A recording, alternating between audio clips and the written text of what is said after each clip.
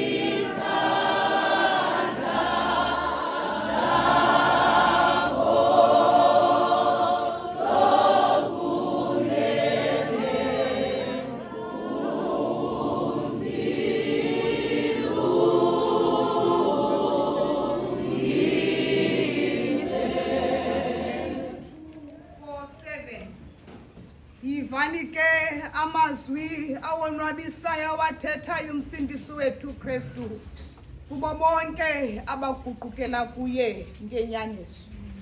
Yizani kum nonke nina nisindwayo naphupha imithwalo enzima nto ninika ukuphumla.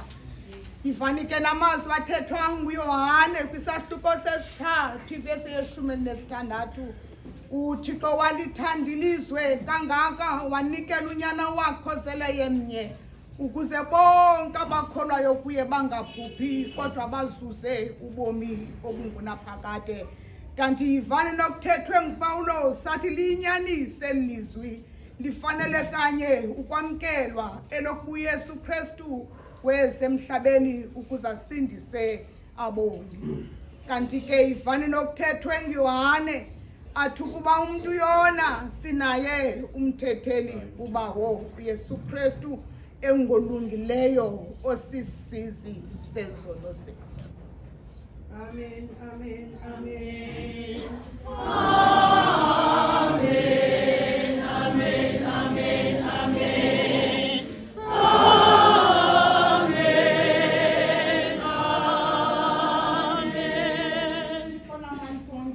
Bawethu wasezulwini thengofefe lwakho olukhulu wababeka ngedinga lokuxolela izono zabo bonke abaguqukela kuwe ngoqobhoko lwenhliziyo nangokholo lwenyaniso. Yiba netafu ukuthi usixolele zonke izono zethu sindise kuzo siqinise usomeleze kuko konke okulingileyo uthi usingenise ebomini obungunaphakade ngaye uYesu Kristu inkosi yethu. Bawethu osezulwini, Bawethu osezulwini maliphathwe